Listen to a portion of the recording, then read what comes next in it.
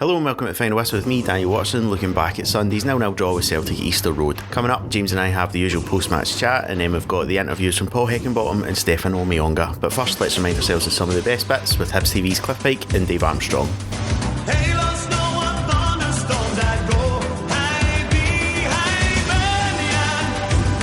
Horgan can't get that one under control. He did somehow. Incredible from Daryl Horgan. Still has it. Oh, he's lost out to Scott Brown, who comes across to help out Emilio Izaguirre. David Gray crunches into a challenge there on Scott Brown out on the far touchline. The ball out for a throw in to Celtic. And David Gray was taking no prisoners in that challenge. That is what you love to see from your captain. Nothing held back at all from him. Straight into Scott Brown. James, 0-0 draw with Celtic. Credible point. Am I being greedy and am I wrong to suggest that? I kind of feel like we maybe deserved more than that. Yeah, definitely. I mean, that's I think 4 times Celtic have now come here in the league since we've come back up, and every single time, I thought we were probably good value for 3 points.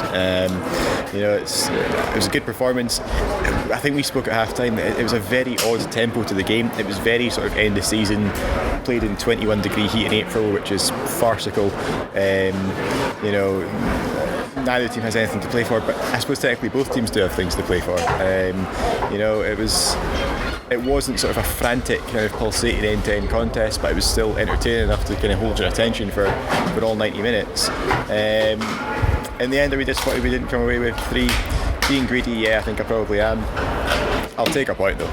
Yeah, I suppose given the chances, in injury time especially, that Celtic made, a point probably as a fair reflection of the game. But there seems to be this kind of, I don't know if it's denial, but I don't think we kind of realise as fans that we're in the midst of a European battle. So looking at the league table, we're now within 5 points of Kilmarnock. There's 4 games left to go. Next weekend, Kelly go to Celtic with what must be a fairly depleted squad. We host a Hearts team whose minds will be elsewhere, although it's a derby, nothing for granted, blah blah blah. So if the matches go to form, then we're kind of right in the swing of things, albeit relying on Celtic to win the cup final. Yeah, not confident relying on Neil Lennon to win any cup competition, to be honest, but it's, I think we kind of said when we were having the whole sort of discussion about will we get top 6, will we not get top 6, is that Darnell Johnson did? That the size difference between Darnell Johnson and Thomas Agipong is that's Biggie. Amazing. What are we talking about? No idea. We're in a European race. Alright, that's it. Anyway, I think we kind of talked about it when we're having sort of all the discussions about will we make top 6, will we be content with finishing 7th. You'd always rather be in the mix for that than outside it. At the moment we're sort of just on the fringes of it, but we're so close to it, so close to sort of going and putting pressure on Kilmarnock and Aberdeen that it is almost kind of frustrating that if we don't go and take points in games. I think that the game yesterday was not a great result for us, but a good result for us. Particularly the way that Kilmarnock kind of capitulated, because I think it kind of shows that they are beatable, and when they do go a goal down, it's not like they're going to come surging back every time. I think we kind of saw that really, really dull game here that Hibs played against Kilmarnock just before the split. I think it was a Tuesday or Wednesday night or something. But they're certainly sort of no better than us, although they had sort of slightly better chances there. But they're no worse, so it should be a really entertaining game. That one at Rugby Park in a few weeks' time. And then obviously we play Aberdeen here on the last day of the season, which could end up being a straight shootout for that last European place, or in theory European place. I just did air quotes there, which is completely pointless because you can't see me just now. But I can verify that you did air quotes. But it's like I said, you'd always rather be in this race than outside it, and at the moment we're firmly in it. Yeah, and then something we mentioned at half time was that when you compare and contrast Hibs v Celtic, two months ago maybe, in the Scottish Cup, that was very much still Neil Lennon's Hibs versus Brendan Rodgers Celtic. And today when we see Neil Lennon's Celtic versus Paul Heckingbottom's Hibs, you can see the difference in the changes that have come. It was the game after that cup game, about halfway through, when the game against Rangers, we switched the formation and we haven't really looked back since then. And alright, we've still got plenty to play for this season, but looking ahead to next season, there's a lot to be really optimistic about if you're a Hibs fan. Absolutely, and we kind of had a talk about it at half time. I think we're starting to see the identity of this Hibs team emerge. We're starting to see kind of an actual playing style emerge rather than just everybody being on the pitch and just seeing what you can do. There's a formation, there's a shape that we hold, there's a style of play that we observe. It's quick passing and trying to move the ball forward quickly. There's when we're on the counter attack, there's 3 or 4 players up and supporting the guy who has the ball. So we are starting to see that part of it kind of take shape. That's without sort of the guys like Martin Boyle, like Ryan Porteous. We saw Thomas Aguibon come back in for a sort of brief cameo at the end today. So that's without some of our most important counter-attacking players. Personally, I'm really excited to see kind of what Paul Heckingbottom does in the transfer window over the summer. He's a guy who has a reputation for bringing in sort of players who are maybe a little bit further down the leagues and haven't had their opportunity, and they're a little bit further up or have been given that stage to perform on. There's plenty of those guys out there, those hidden gems. I think we've got the spine of a very good side here.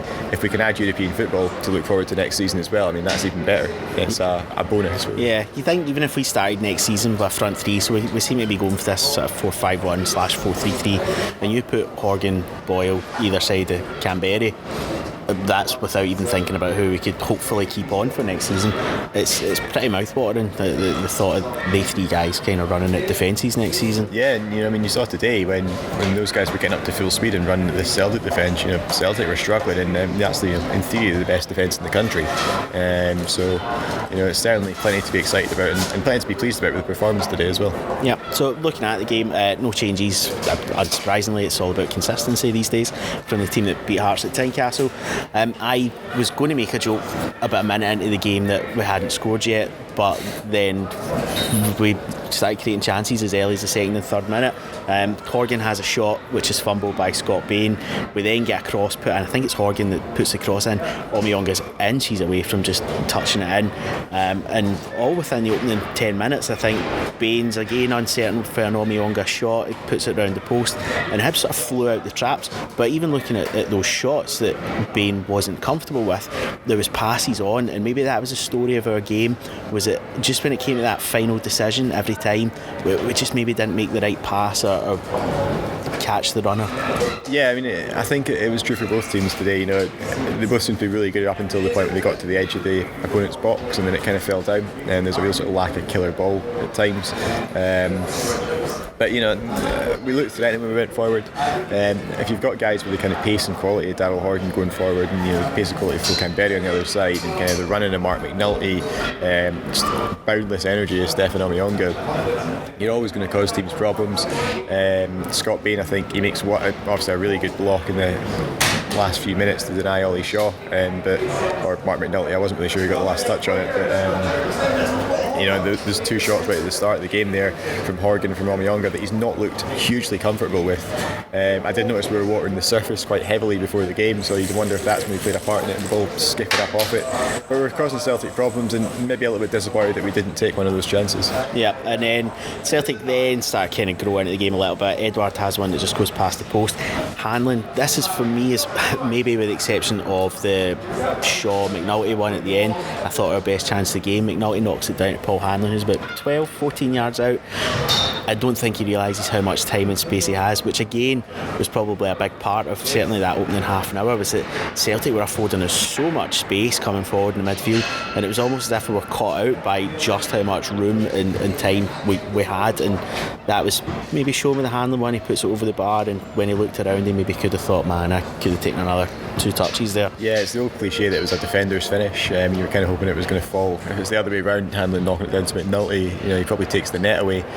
But he kind of sclaffs it wide, and Paul Hanlon's obviously a decent enough finisher. We've seen that before, but that one was one where you kind of thought if he keeps his head, if he keeps his composure, if he keeps it down, he's probably going to score. It's not a bad miss by any stretch of the imagination, but it's a really good chance. Yeah, and then Marciano makes the first of many great saves today from Ncham, who I think was probably the only accurate thing Ncham done was get that shot on target. He was probably actually trying to pass it out wide, but instead he shot it goes to the top corner. Lustig has a header which is well saved by Marciano, and then towards the end of the first half, you've already mentioned the tempo was odd. It wasn't flat or anything. It was just a kind of slow, methodical game. It was still an entertaining watch, and then a couple of minutes before the end of the first half, Canberra picks up the first yellow card for a daft push on Scott Brown. Yeah, well, I mean, no push on Scott Brown. Actually, I can't put that in. So. Yeah, it's stupid from Flo. It's a completely needless yellow card to pick up. It's a throwing down in the corner. Brown and Omeonga have a little bit of sort of, it's not even handbags, one arm goes up, another arm goes up. The ref's actually sorting it out.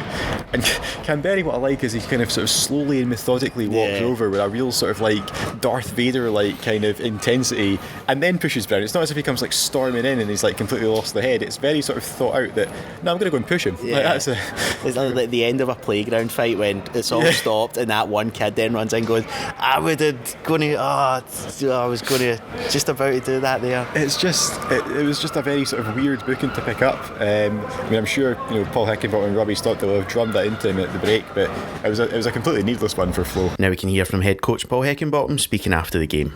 Well, a goalless draw, but quite an entertaining goalless draw. Yeah, enjoyed it. I enjoyed the game. I was looking forward to it, full house, playing against the champions elect, if you like. They're on the way there.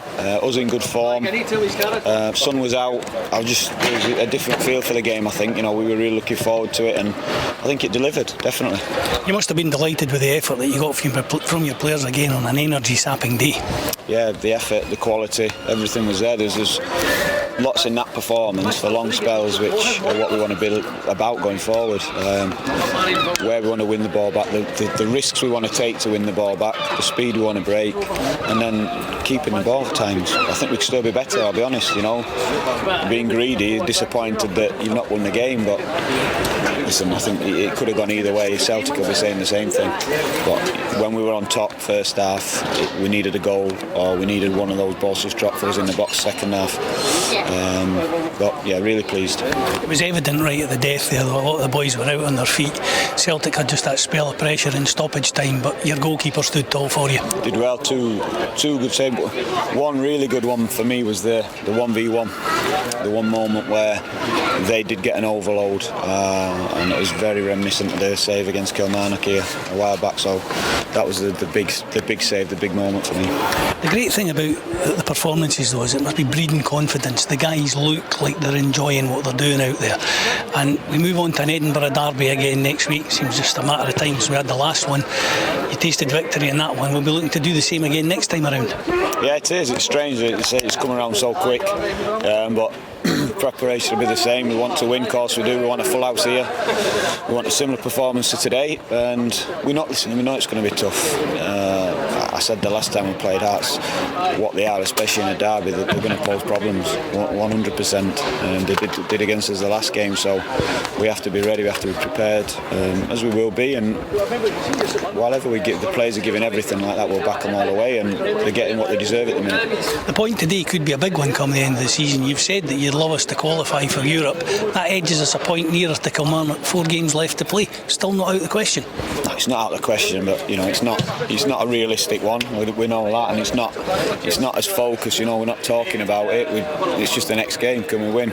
If you win your games, it takes care of itself. But we could win every game to now and in the season and still not getting there. That's just how it is. So it's not really at the forefront for us. We're just bothered about the performances we're putting in and just preparing, getting in the habit of preparing properly for a game, putting on a performance, and then looking back at it, right, how do we better it? Is it a case for you that with the pressure off the guys, we've finished top 6, we can't finish any lower than 6th, is it basically a free shot at it and you're just allowing the guys to go out there and express themselves? No, I want them to express it. It's not a free shot, and the pressure's not off. We're playing the champions elect in front of your own fans. You can't roll over for them. We've got a derby the next one, then Rangers away, so at any moment if we switch off, I think the pressure's off, you're going to take a fall, so not far from it. And the players, everyone's playing for the futures, staff are, everyone, we're in a performance industry where everyone wants to judge you, so you can't think the pressure's off at any moment. There's no changes at half time. Second half, starts with a yellow card for Stevie Malin. Now, the booking, alright, I've not seen the full back. I can maybe understand the yellow card. It looked like a 50-50 to me, but it was all about the Best Supporting Actor nomination that Mikael Lustig's about to get for that one, and fair play, top acting. Yeah, I mean, I don't want to sort of be too harsh on Mikael Lustig, because I know he's a big listener of this podcast, but that was terrible. It really was terrible. Look, I'm not so naive to say that no Hibs player has ever play acted or acted up and acted more injured to sort of fool a ref or anything. Yeah, I'm quite open in saying that every single team has those players who do that, and every single player has done it once in their career.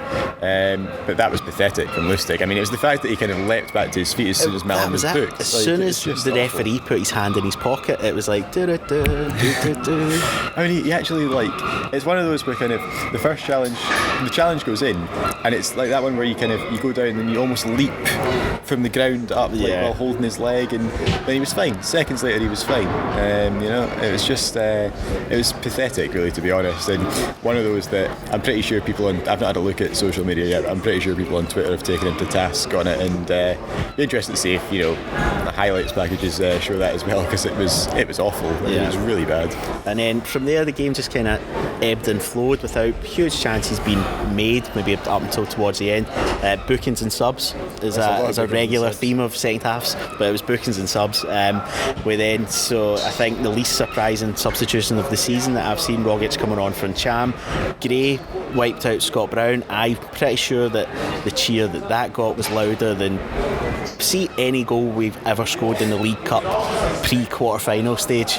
It was a hilarious challenge, because it's a great challenge for a start. He wins the ball, but he puts Scott Brown about 4 feet in the air, and like Brown tries to do that thing where kind of like he stands up and acts like it sort of didn't. I mean, it looked like it hurt, and I know Scott Brown's got a reputation for being a bit of a hard man, but even that, it's got to be a painful one. I'm going to be in the minority of one in the Hibs support and say that I still quite like Scott Brown. He's a good character. He's a comedy character. Do stuff like this, and say when he does it against us, and you go, oh man, I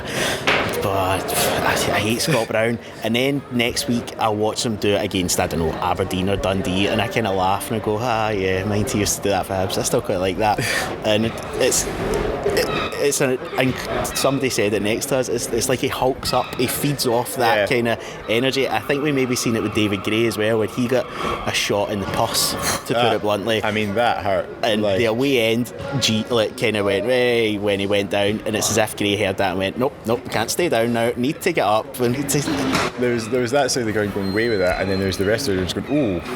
So that looked like it hurt. I mean, the ball probably had a bit more damage than David Gray, because it was hit with some force. I think it's Callum McGregor hits it, but it is absolutely exploded into David Gray's face. But he gets up, he gets on with it. I think he needed a tight 5 at one point. He just had to sat down and went, hold on now, that's just everybody, and that all happened in amongst more bookings and subs. So Omeonga get booked, Hanlon get booked. I think Marciano has very good save from Edouard with a free kick, does very well to get a touch on that.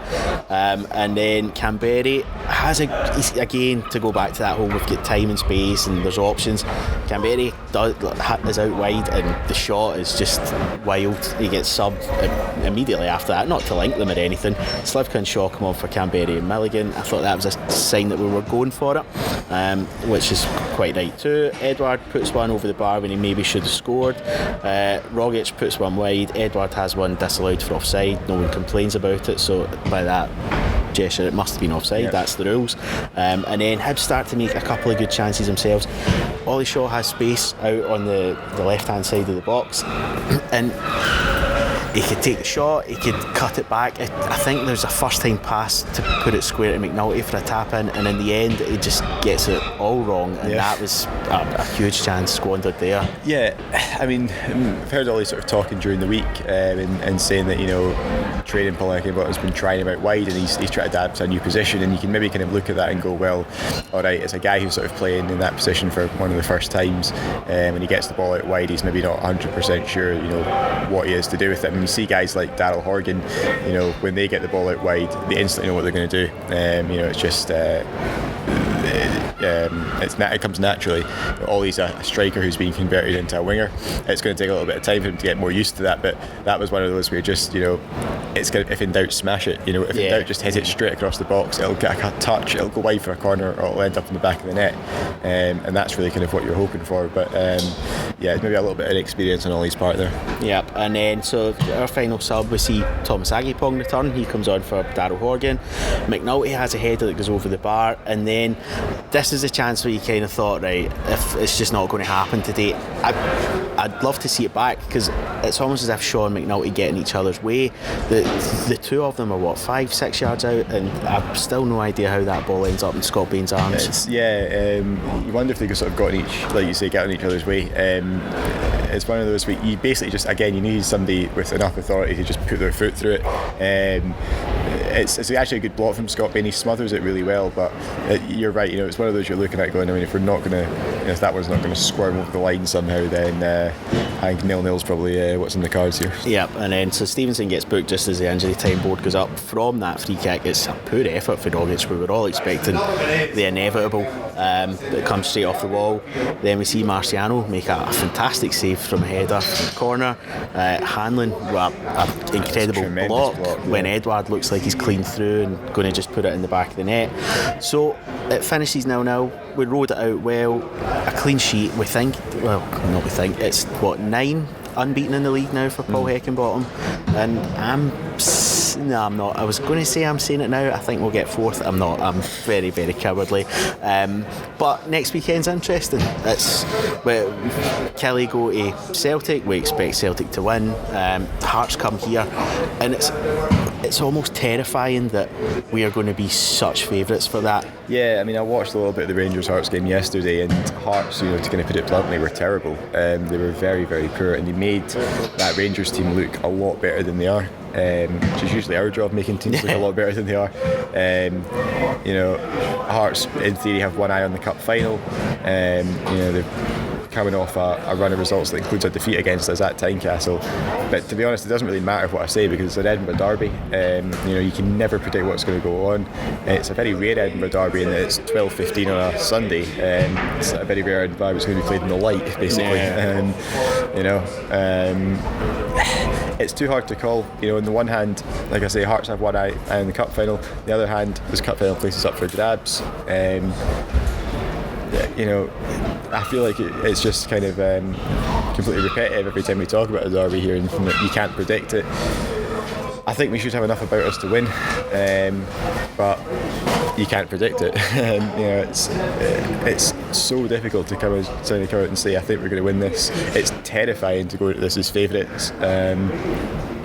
I think Paul Heckingbottom's motivation really has just got to be, let's look at the highlights from Tynecastle. Let's, even if we got a goal down in this game, not panic. Let's play our game. We turn in a similar performance to what we did today, we'll be fine in theory. But it just doesn't matter. It's just whatever Hibs turns up against whatever Hearts turns up. Easter Road will be absolutely bouncing. Hopefully it's another beautiful day as well. Because it should be a hell of an atmosphere and a chance to really sort of not end the season on a high. Still got 3 games to go after that, but really lay a marker down for the next campaign. Now here's Stephane Omeonga talking to Cliff. Stephane, you looked as though you enjoyed that game out there. You certainly put in some shift on a very, very hot day. Yeah, I enjoyed it. I enjoyed running. I enjoyed getting some ball back and running forward, and just help the team to get that result. It was a good one. And a good game today to test yourself against probably the top players in the country. Celtic, obviously the champions elect. Yeah, it was a great battle in the midfield with Scott Brown. Obviously everybody saw it, and I'm happy I had the chance to play against that kind of team and that kind of player. It didn't look as though there was any love lost between the two of you out there, but I guess that's the way it is on the pitch. You shake hands at the end of it and just that's it. Yeah, that's it. That's football. We all know him, and he did he said some good, really good thing about me on the pitch. I'm joking. He said some really bad thing, but it was good. It was a good football game. And from our point of view, there's a lot of confidence flowing through the lads at the moment. Everyone out there looks as though they're enjoying being out on the pitch again. Yeah, it's just a pleasure to be on the pitch and to do what the gaffer asks to do, and even in the training center and stuff, it's just a pleasure to work that way, and I just hope that he's going to keep that way till the end of the season. Obviously, we'd like to finish fourth, potentially even third, qualify for a European place.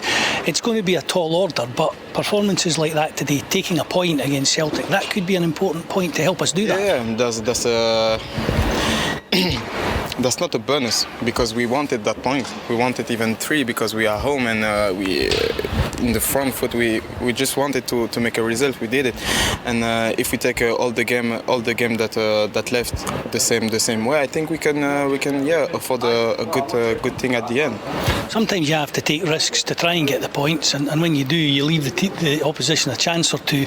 But you had your goalkeeper in top form today as well. Yeah. Ofir was unbelievable. Yeah, really bravo to him, because it was just wonderful, different class. Now, we had an Edinburgh derby just a couple of weeks ago at Tynecastle, which we won. We have the bragging rights. We have another one next week. That's a game you'll be looking forward to, I'm sure. Of course. I think if we won the one away, we should definitely won that one at home. It should be a great gift for the fans, because they deserve it. And very, very important, again, we just keep the foot on the gas. Try to take as many points as we can and hope that the teams above us slip up. Yeah, we don't think about the other team, to be fair. We just think we are just focused about what the gaffer asked us to do, and today we take 1 point, and we just hope that next week we're gonna take 3, and we'll look one game to another, each at a time. And at this stage of the season, it's good to see some faces coming back. Ryan Gold and Thomas Agyapong on the bench today. Thomas came on. He's fit, looking to finish the season strong. He's really fit. I can tell you too. I've seen him in the training ground. He just, that kind of player, him, Ryan, and the other, they just can't help, because they're really a really good level. They're a really good player. So we're just happy that everyone is fit again, and they will help us. And after running about for 90 minutes in this kind of heat, what do you do now, just to chill out? Yeah, I think I'm going to the spa or something, because I really need to relax and chill, because I'm really tired. So that'll do us for this week's episode. The extended highlights from Sunday's game are now available, as well as a full match replay on Hibs TV for all subscribers. Next up is the Edinburgh derby on Sunday lunchtime. Tickets are sold out for that, but keep an eye on the website if you're still wanting one. I think the exchange thing's in operation. And of course, the match will be broadcast live for international subscribers on Hibs TV. But until then, my thanks to James as always for joining me. Massive thank you for listening, and join us next time on The Final Whistle.